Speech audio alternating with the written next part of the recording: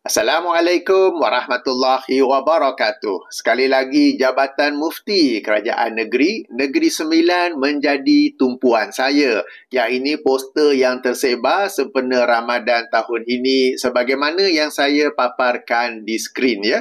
Jadi akhir-akhir ini memang saya ada mengulas ataupun memberi beberapa soalan kepada Jabatan Mufti Negeri Sembilan. Bukan sengaja saya target, tetapi poster-poster inilah yang berlegar di media sosial dan yang dipanjangkan ataupun di-forwardkan kepada saya.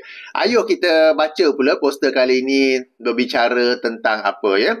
Sambil itu jemput nikmati pemandangan matahari turun. Bukan di mana-mana tapi dari atas rumah saya sendiri. Okay? Jadi nak dapatkan sunset, sunrise, kebanyakan orang pergi ke tempat tinggi untuk mendapatkan pemandangan yang indah. Matahari naik dan matahari turun. Bagi saya, Alhamdulillah, saya tak perlu ke tempat yang tinggi, tetapi saya menggunakan drone terbang tinggi di atas rumah saya untuk mengambil gambar. Untuk kali ini, matahari turunlah gambar ini, rakaman ini untuk matahari turun. Ya. Baik, poster kali ini ya, mengkhususkan bacaan solat, mengkhususkan bacaan selawat antara solat sunat tarawih di bulan Ramadan. Itu bid'ah, tanda soal ya. Sunnah Rasulullah sallallahu alaihi wasallam adalah memisahkan solat dengan solat yang lain dengan berbicara. Rasulullah sallallahu alaihi wasallam bersabda, an la tu salatun hatta natakallama aw nakhruja. Yang maksudnya di situ yang mereka terjemahkan, janganlah menyambung satu solat dengan solat yang lain sebelum kita berbicara atau berpindah dari tempat solat. Kemudian ditulis lagi, oleh itu perbuatan mengkhususkan selawat antara tarawih merupakan salah satu bicara mulia yang diamalkan di seluruh dunia. Jadi dengan adanya hadis ini menjadi dalil, sebab di awal itu ditanyakan, ada soalan kan, mengkhususkan bacaan selawat antara solat sunat tarawih di bulan Ramadan itu bid'ah, tanda soal. Maka dengan hadis yang dikemukakan dan penjelasan yang diberi menunjukkan ia bukanlah satu bid'ah. Baik, ayuh kita semak sejauh manakah kebenaran poster ini ya. Pertama sekali sudah tentu kita rujuk kepada hadis yang dikemukakan sebagai dalil. Kita baca lafaz penuh hadis tersebut ya, sebagaimana tangkap layar. Hadis ini dikeluarkan oleh Imam Muslim dalam sahihnya, hadis nombor 883. Untuk faham kita baca dari awal, yang ini akhbarani Umar bin Atha bin Abil Khuwarid. Okay, Umar bin Atha bin Abil Khuwarid. Nampak ya? Okey. Anna Nafi'ah bin Jubair arsalahu ila Saibi ibni ukhti Namirin yas'aluhu an syai'in rahu minhu Muawiyatu fi salati. Okey, macam berbelit sikit tapi ringkasnya, Nafi' bin Jubair mengutus Umar bin Atha kepada As-Saib untuk As-Saib ini untuk bertanya sama ada As-Saib ada melihat sesuatu tentang solat daripada Muawiyah. Okey, saya ulang ya. Nafi' bin Jubair mengutuskan Umar bin Atha kepada As-Saib untuk bertanya sama ada As-Saib ada melihat sesuatu tentang solat daripada Muawiyah. Muawiyah ni sahabat Nabi lah, Muawiyah bin Abi Sufyan. Maka As-Saib menjawab, faqala na'am. Ya, aku ada nampak ya. Okey, kita terus baca. Faqala na'am, solaitu ma'ahul al-jumu'ata fil maqsurati. Aku pernah solat bersama dengannya, yakni dengan Muawiyah, solat Jumaat fil maqsurati. Maqsurati ini satu bilik khas ataupun satu tempat khas untuk pemimpin solat Jumaat apabila pemimpin itu bimbang tentang keselamatan dirinya. Ini mereka ambil iktibar daripada kisah pembunuhan Umar bin Al-Khattab radhiyallahu anhu, yang mana apabila Umar menjadi imam, ada orang datang baritikam dari belakang kan. Maka mengambil iktibar daripada itu, sebahagian pemimpin apabila bimbang keselamatan mereka, mereka tidak solat Jumaat bersama dengan orang ramai, tapi ada tempat khas untuk mereka solat yang ada tembok dan juga pengawalnya. Yang ini yang dimasukkan dengan al-maqsurati. Okey, kita sambung lagi. Falamma sallamal imamu kumtu fi maqami fasolaitu. Maka tak kala imam memberi salam, yakni selesai solat, aku berdiri di tempatku, maknanya di tempat yang sama, fasolaitu, aku berdiri di tempat aku, maka aku mendirikan solat. Maknanya selepas habis solat Jumaat, dia terus bangun untuk solat lagi, ya. Falamma dakhala arsala ilayya faqala la ta'ud lima fa'alta. Okey, maka tak kala telah selesai tu, falamma dakhala arsala ilayya faqala, maka aku pun diutus ataupun Muawiyah mengutus aku, lalu berkata, jangan ulang lagi. Okey, jangan ulang lagi apa yang kau buat itu. Okey, kemudian Muawiyah berkata, iza salaital jumu'ata fala tasilha bi salatin hatta takallama au takhruj. Apabila engkau solat Jumaat, maka janganlah sambung dengan solat yang lain sehinggalah engkau berbicara atau keluar. Fa inna Rasulullah sallallahu alaihi wasallam amarna bizalika, kerana sesungguhnya Rasulullah sallallahu alaihi wasallam menyuruh atau memerintahkan kami dengan sedemikian itu, an la tu salatun hatta natakallama au nakhruja. Yang ini, janganlah menyambung solat dengan satu solat yang lain sehinggalah kami berbicara atau kami keluar. Okey, jadi itulah keterangan Muawiyah. Ringkasnya, Sa'ib ini dia pernah solat bersama dengan Muawiyah bin Abi Sufyan. Habis saja solat, dia terus bangun untuk solat sunat 2 rakaat. Melihat yang sedemikian, Muawiyah mengutusnya. Bila dia dah habis, mengutusnya, panggil dia lah. Sebab Muawiyah ketika ni pemerintah ataupun khalifah ketika itu, memanggilnya, lalu berkata, janganlah mengulangi yang sedemikian itu. La ta'ud lima fa'alta. Iza solaital juma'ata, apabila engkau solat Jumaat, maka janganlah menyambungnya dengan solat lain, hatta takallama au takhruja, sehinggalah engkau berbicara atau engkau keluar. Maksudnya di sini keluar masjid, ya. Kerana sesungguhnya Rasulullah sallallahu alaihi wasallam telah memerintah kami dengan sedemikian itu, bahwasanya janganlah disambung solat dengan solat yang lain sehinggalah kami berbicara atau kami keluar. Ini hadis yang penuh. Kalau kita baca hadis yang penuh, kita sudah dapat tangkap bahawa yang dilarang untuk menghubung antara solat itu ialah antara solat fardu dengan solat sunat, bukan antara sesama solat sunat. Ingat tak? Sebab dia tu solat Jumaat, lepas tu dia terus bangun solat, kan? Dan Muawiyah apa tegur dia? Iza solaital juma'ata fala tasilha bi salatin. Apabila engkau solat Jumaat, janganlah kamu sambung dengan solat yang lain sehinggalah engkau berbicara atau engkau keluar. Baik, di sini mungkin ada yang berkata bahawa yang diambil adalah keumuman lafaz dan bukannya kekhususan sebab. Dalam kaedah usul fiqh, memang ada satu kaedah yang menyebut bahawa yang diambil, hukum yang diambil daripada ayat Quran atau hadis ialah keumuman lafaz dan bukannya kekhususan sebab. Di sini dalam hadis ni nampak satu sebab yang khusus, yakni antara solat Jumaat dengan solat sunat. Tetapi lafaz sabda Nabi itu adalah umum, ya. Yang ini an la tu salatun hatta natakallama au nakhruja. Bahawasanya janganlah engkau menyambung antara dua solat sehinggalah berbicara ataupun keluarkan. Jadi lafaz yang akhir tu macam umum, maka hendaklah diambil hukum daripada lafaz yang umum dan bukannya sebab yang khusus. Jadi lafaz yang umum ini merujuk kepada semua solat, baik antara solat fardu dengan fardu, solat fardu dengan sunat, dan solat sunat dengan sunat. Hendaklah dipisahkan dengan perbicaraan. Baik. Kaedah itu betul, tetapi tidak boleh diguna pakai di sini kerana terdapatnya dua petunjuk yang lain. Ataupun dalam ilmu usul fiqh kita sebut adanya dua qarinah yang lain. Adanya dua pembuktian yang lain bahawa ini merujuk kepada antara solat fardu dan solat sunat dan bukannya antara solat sunat dengan solat sunat. Qarinah yang pertama, ialah di hujung itu ya.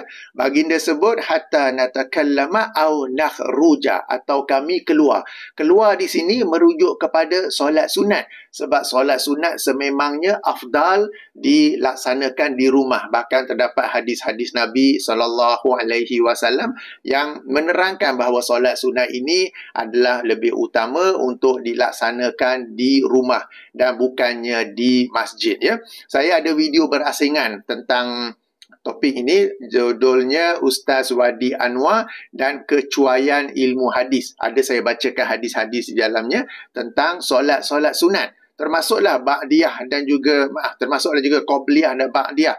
Hendaklah ia dilaksanakan di rumah. Itu yang lebih utama ya. Jadi terdapat petunjuk bahawa apabila nakhruju atau apabila kami keluar di sini merujukkan kepada solat sunat. Baik, maka ini petunjuk pertama bahawa yang dimasukkan tu jangan hubung antara solat fardu dengan solat sunat. Petunjuk yang kedua ialah Rasulullah SAW lazim solat sunat di rumahnya. Okey, kalau solat pada malam Ramadan ke ataupun pada malam lain, baginda solat dan baginda tidak memisahkan antara dua rakaat itu dengan berbicara dengan mana-mana isterinya ya, ataupun dalam susun kata yang lain, isteri-isteri baginda radhiyallahu anhum tidak pernah menceritakan bahawa baginda SAW apabila solat sunat di rumah, baginda memisahkan antara dua rakaat dengan dua rakaat itu dengan berbicara dengan sesiapa, baik dengan mereka, para isteri ataupun dengan sesama yang lain. Jadi dua petunjuk ini menjadi qarinah, menjadi pembuktian bahawa yang dimasukkan oleh hadis ini ialah memisahkan antara solat fardu dengan solat sunat, bukannya antara solat sunat dengan solat sunat.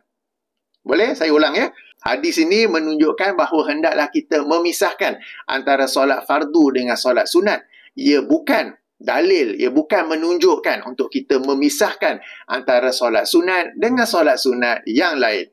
Baik, di sini mungkin ada yang berkata, alah Kapten ni dia sembang kencang je, dia sembang kari je, itu pendapat peribadi dia tu sendiri, dia sendiri tafsir hadis. Baik, kalau kita sedang baca kitab Sahih Muslim, apakah kitab syarah hadis yang terbaik? Syarah hadis yang terbaik ialah syarah Sahih Muslim oleh Imam An-Nawawi. Okay? Imam An-Nawawi rahimahullah, seorang ulama yang kita semua kenal, imam besar dalam mazhab Asy-Syafi'i, wafat tahun 676 Hijrah.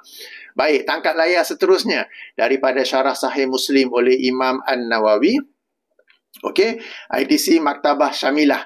Syarah bagi hadis nombor 883, sila rujuk jilid 6 muka surat 170.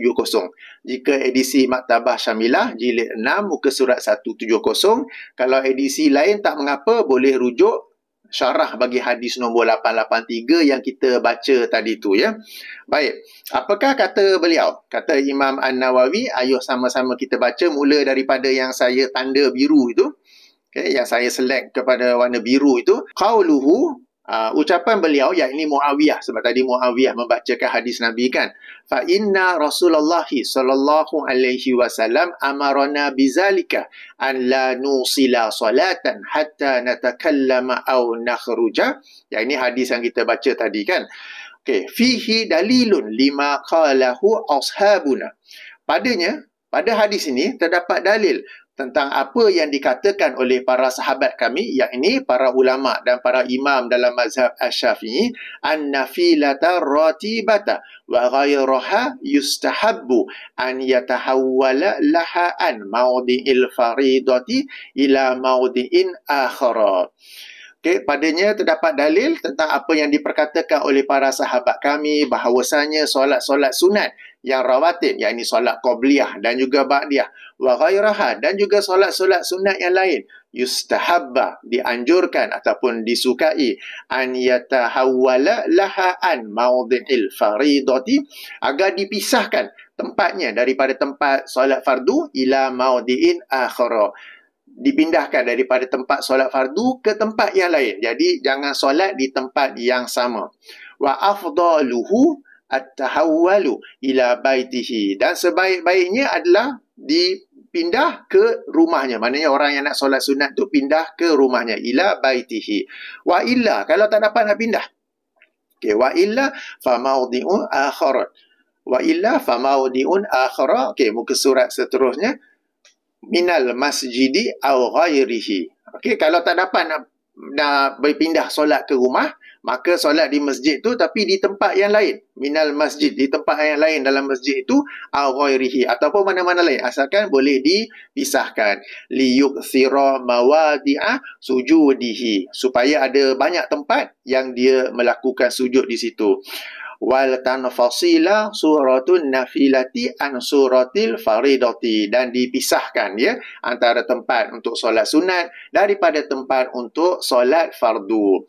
Wa qauluhu hatta natakallama, dan ucapan baginda ataupun ucapan Muawiyah sehinggalah kami berbicara, dalilun ala annal fasla bainahuma yahsulu bil kalami aidan, ia menjadi dalil bahwasanya memisahkan antara kedua-duanya, yakni antara fardu dan juga sunat, terhasil dengan kalam, dengan perbicaraan, aidan, dengan perbicaraan juga. Walakin bil intiqali afdalu lima zakaranahu wallahu alam. Akan tetapi dengan berpindah tempat adalah lebih afdal sebagaimana yang telah kami sebutkan, wallahu alam. Jadi Imam Nawawi menjelaskan bahawa antara solat fardu dengan solat sunat hendaklah dipisahkan. Dengan melaksanakannya di tempat yang lain. Dan dalam hadis ni juga, perpisahan itu juga tercapai dengan cara berbicara antara keduanya. Namun, yang lebih utama bagi mereka ialah berpindah tempat. Berpindah tempat.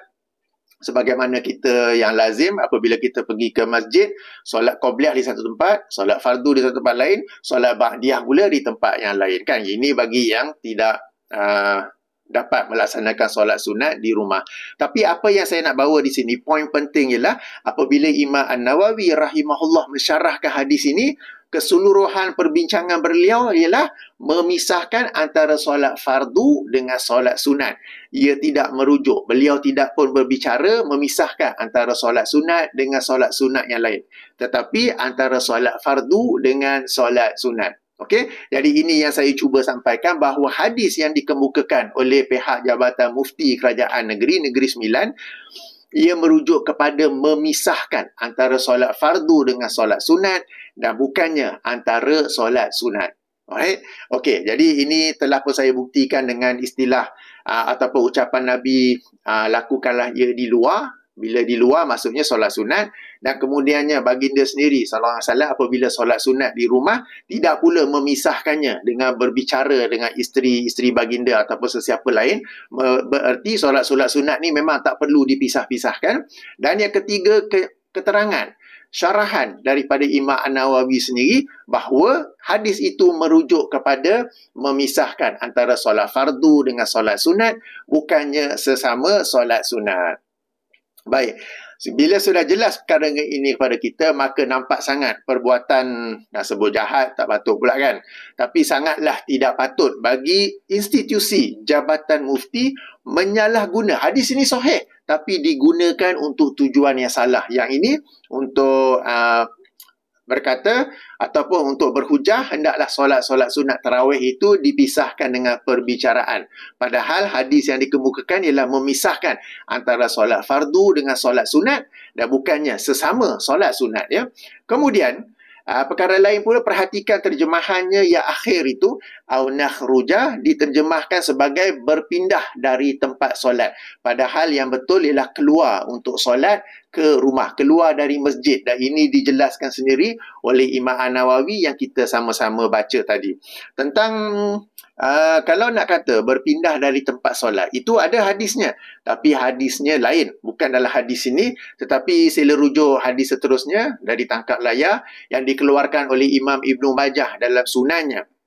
Hadis nombor 1427 dengan darjat sahih li ghairihi, ya, daripada Abu Hurairah radhiyallahu anhu anin Nabi sallallahu alaihi wasallam qala ayajizu ahadukum iza shalla an yataqaddama aw yata'akhkhara. Apakah mungkin bagi seseorang kalian apabila dia telah solat, yakni telah solat fardu, untuk dia ke hadapan atau ke belakang, au an yaminihi au an shimalihi, atau dia berpindah ke arah kanannya atau ke arah kirinya. Yang ini as-subahata, yang ini solat-solat sunat. Jadi berpindah tempat itu betul, tapi ia dirujuk oleh hadis yang lain, bukan oleh hadis yang dikemukakan dalam poster. Hadis yang dikemukakan dalam poster, apabila baginda bersebut au nakhruja, ia merujuk kepada keluar masjid untuk solat sunat di rumah. Dan bukannya dalam masjid itu lagi di tempat yang berbeza. Berpindah tempat dan solat itu memang dianjurkan, namun dianjurkan oleh hadis yang lain. Baik, perkara yang keempat, yang terakhir tu beliau ataupun poster ini menyebut, oleh itu perbuatan mengkhususkan selawat antara tarawih merupakan salah satu bicara mulia yang diamalkan di seluruh dunia. Ini adalah kenyataan yang exaggerate, yang tokok tambah ya. Seluruh dunia tidak mengamalkan apa-apa bacaan zikir atau selawat secara khusus di antara solat-solat tarawih. Dan kalau nak kata seluruh dunia pun, alhamdulillah, mungkin saya lah yang patut boleh menilai betul ataupun tidak kenyataan ini, dan sejauh pengalaman saya, alhamdulillah, kenyataan ini sangatlah tidak betul. Nak sebut dusta tak boleh pula kan? Tak ya, tidak betul. Tuan-tuan dan puan-puan yang dirahmati Allah, bezakan ya. Sebagai ulama, ada yang membolehkan ataupun menganjurkan zikir, selawat, doa di antara solat-solat tarawih. Namun yang mereka maksudkan ialah masing-masing berzikir, berselawat dengan doa yang masing-masing hendak lakukan. Dia nak lafaz apa, zikir apa, dia nak baca selawat, dia nak doa, masing-masing lakukannya dengan pilihan bacaannya sendiri secara perlahan supaya tidak ganggu orang di sebelah. Sayang sekali di Malaysia ni ada yang menukil kata-kata ulama tersebut lalu digunakannya untuk mewajarkan apa yang dilakukan di Malaysia. Di Malaysia lafaz-lafaz itu telah pun ditetapkan, kemudian dibacakan secara kuat, bahkan di sebahagian tempat sampai menjerit-jerit ya. Padahal ianya tidaklah sepatut demikian. Jadi diamalkan di seluruh dunia itu sangatlah tidak benar. Baik, demikianlah ulasan saya. Moga-moga daripada ulasan ini kita bukan saja dapat belajar tentang di manakah salahnya poster itu, tetapi juga bagi yang kita yang kaum lelaki yang lazim solat fardu di masjid, hendaklah kita memisahkan tempat antara solat qabliyah, solat fardu dan solat ba'diyah. Kalau rumah kita dekat, sebaik-baiknya solat qabliyah dan ba'diyah ini dilaksanakan di rumah. Tapi kalau rumah kita jauh, kalau kita solat qabliyah di rumah, pada time nak pergi masjid, nanti lambat pula kan. Jadi solat qabliyah boleh dilaksanakan di masjid, tapi yang ba'diyah tu sesudah solat fardu, yang itu di rumah ya. Okey, baiklah. Saya akhiri dengan subhanakallahumma wa bihamdika asyhadu an la ilaha illa anta astaghfiruka wa atubu ilaika. Assalamualaikum warahmatullahi wabarakatuh.